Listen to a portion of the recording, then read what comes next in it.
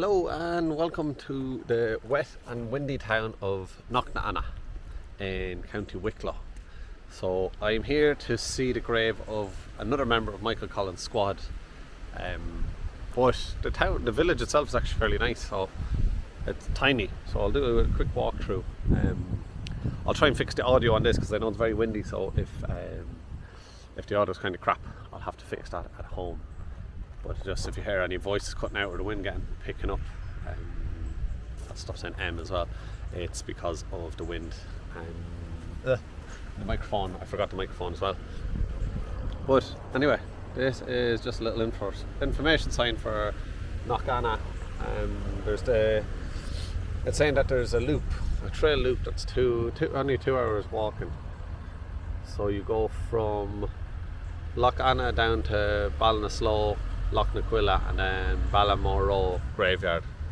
So there's a couple of little villages and towns that are worth checking out on the loop. Now if the weather was nice, I'd probably do it, but it's fairly horrendous here. But there are a couple of little things in the village. So over here you have a commemoration for the 1798 rebellion, the 1916 Easter Rising, and I'm sure there's probably a little dedication here to the War of Independence. Yeah, there we go. So, in memory of our Wicklow men who fought for Irish freedom 1916 to 1922. I think that's Major General Tom Kehoe, Colonel Pat McCree, Colonel Mick MacDonald, and Colonel Commandant Tom Kehoe. Mick MacDonald and Tom Kehoe were actually half brothers. So Mick MacDonald was another member of Michael Collins' squad, but he was a leader for a while. He was the leader for a while, but then was sent to America either for health reasons or to carry out some sort of secret mission. But he never came back. And then Tom Kehoe, we'll talk about just in a little while when we walk down towards his grave. But here is 50-year commemoration for the 1916 Easter Rising. So erected in the Golden Jubilee year by the people of this district to honour those who took part in the Easter Rising. So Tom Kehoe and Mick MacDonald definitely took part in the Easter Rising. They fought at Jacob's Biscuit Factory under Sean McDermott, I'm going to say. You probably got that wrong. And then commemoration for the 1798 rebellion, which would have seen some action here in Wicklow and Wexford, definitely. And then of course the proclamation. But look at the town, the little thatched houses. Like there's 4 or 5 of them there. I don't see too many thatched houses anymore, so that's just the hay on the roof really. It's called thatched.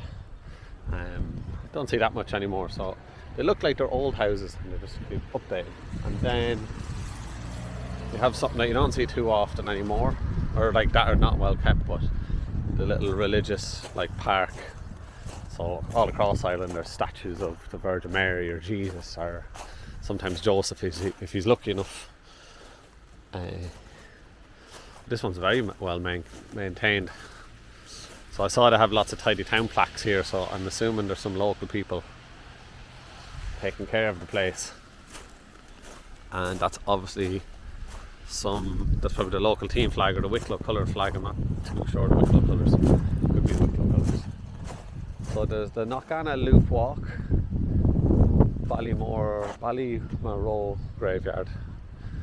So it says it's a graveyard that was founded by St. Colum Kill, who seems to have founded lots of monasteries, but he's very, very famously founded one at Glendalough. Look at this village. Hoping this comes up now on the camera. It's a detached village.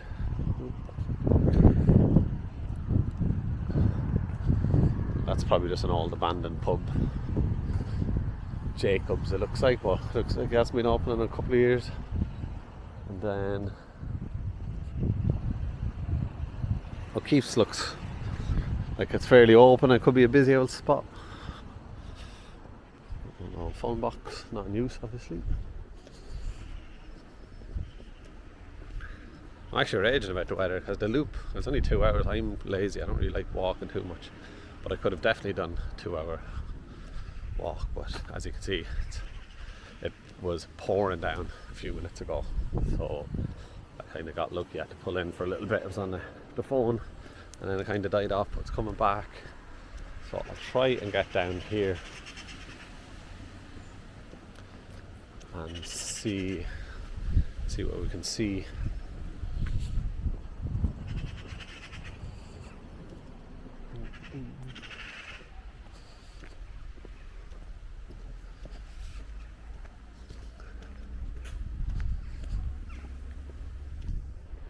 So Tom Kehoe, Mick MacDonald, I'm not sure if he was born here. Look, even the sheep are hiding out there now.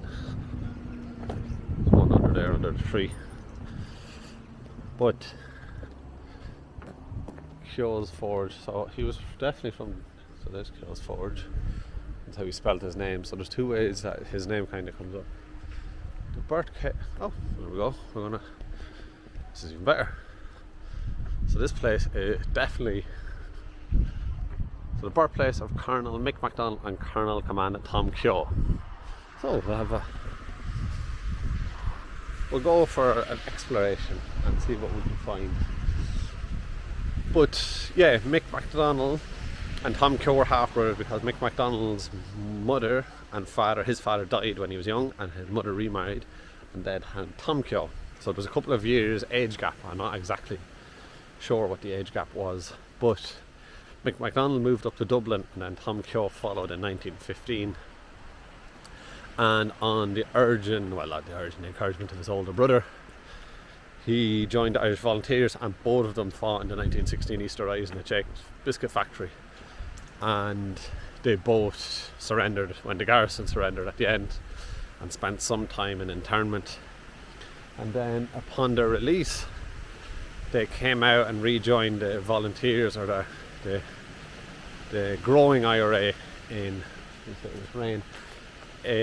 Dublin, and somehow they made the acquaintance of Michael Collins, or people within Michael Collins' circle, and they were in the first formation of the squad. So it would be Mick MacDonald, Tom Kehoe, Vinnie Byrne, Jim Slattery, and one or two others I can't think of off the top of my head.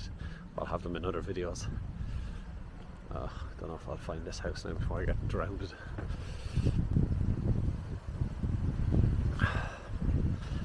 I might have to turn around in a minute. I don't want to get soaking wet.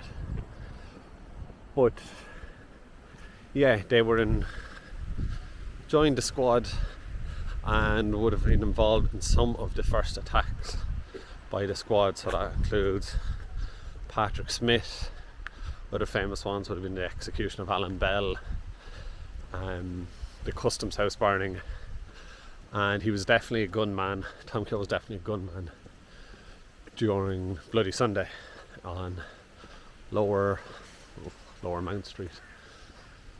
But following the Customs House attack, a lot of the squad, lots of the IRA brigade.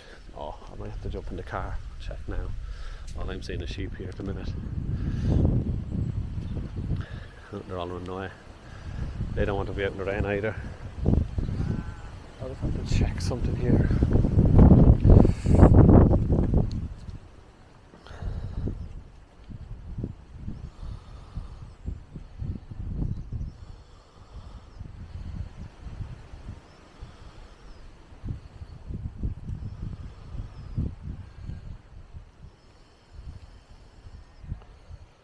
Sorry, I'll edit this out anyway.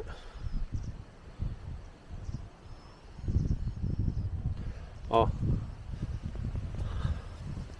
I'm not walking down any further. I can't see the house. Oh, I'm sure it's just a house or the ruins of a house. So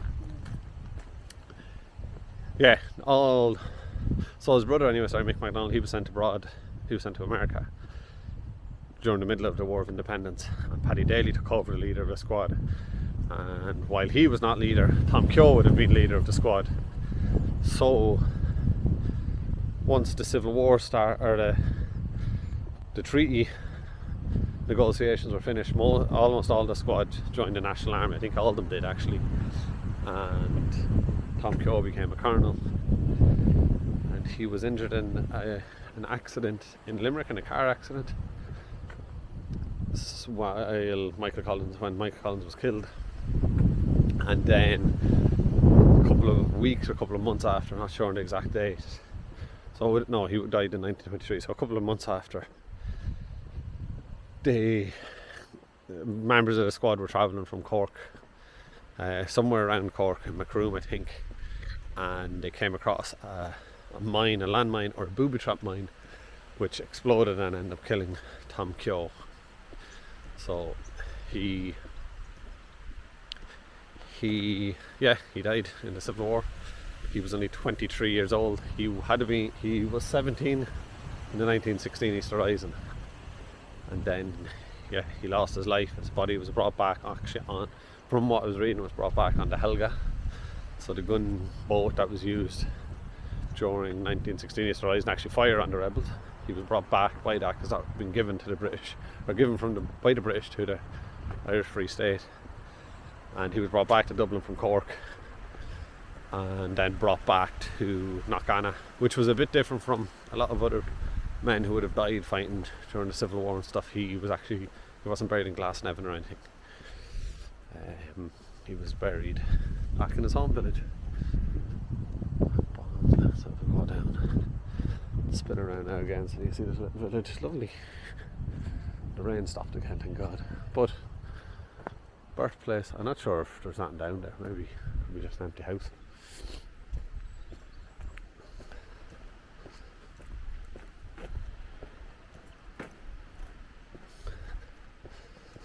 It's all quiet because of the terrible rain.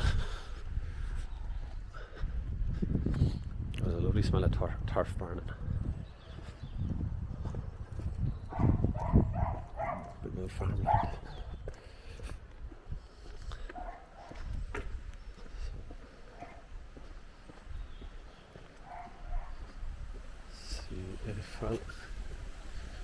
Here's the graveyard.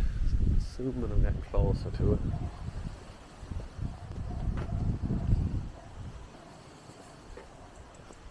So this is the Knockananna church and graveyard, I'm assuming.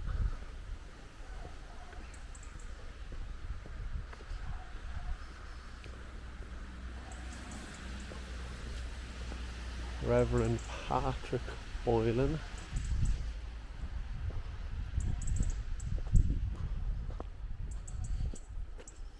It says there's a monument, so I'm assuming it's big. It's not that new, that's just a well. The church looks fairly abandoned. Oh, where did we find this? This is the rain again. The rain's coming back. I found it. You can see it from here. It's the abandoned, looks like an abandoned church.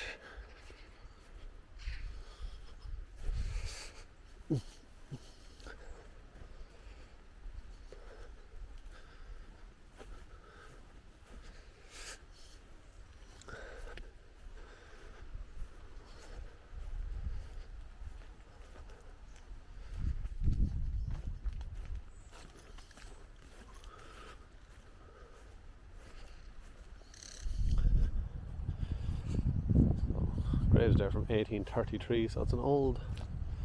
Where am I after going? Oh, sorry.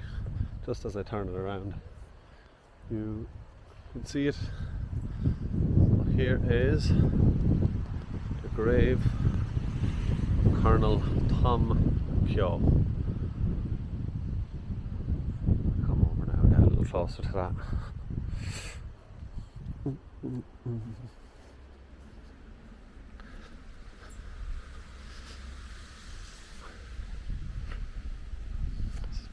Big, I haven't seen anything like this. So I think from what I was reading, his comrades raised money after his death, and this big one was erected in 1924, so the year after he died. So it says, erected in the memory of Commandant Tom Kehoe by his old comrades in the fight for Irish freedom 1916 to in 1922. Oh, sorry, so he did die in 1922. Killed in action in Macroom, September 16th, 1922, aged 23 years. So he was actually, sorry, I got that wrong. He was killed just about 4 weeks after Michael Collins.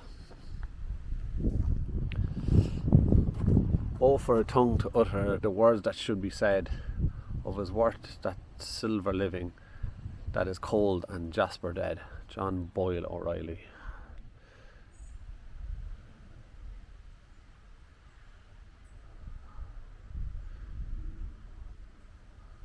And then I presume family members, either his father or brother Simon Kehoe.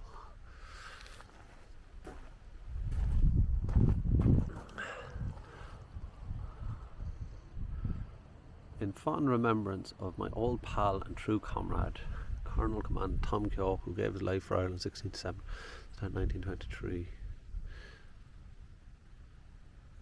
From his comrade Vincent. That could be Vinnie Byrne. Vinnie Byrne might that might have been.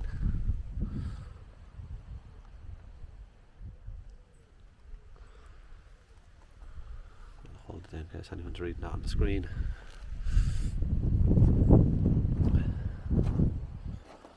So there's plaques. 1916 Easter Rising. That's the 7 signatories. James Connolly, Thomas Clark, Eamon Kent, I believe, the Pierce brothers.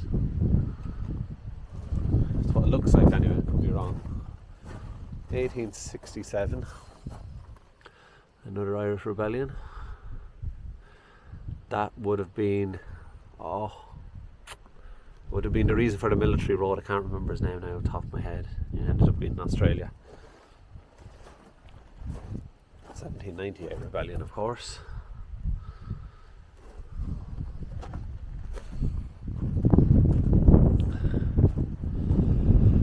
So the High Cross. An injured or dying volunteer with his pistol. And that was in the Free State uniform. There he is, Tom Kehoe. I'll just put away this camera because the weather's getting really bad. But that is the grave of Tom Kehoe, and that was the village of Knockananna.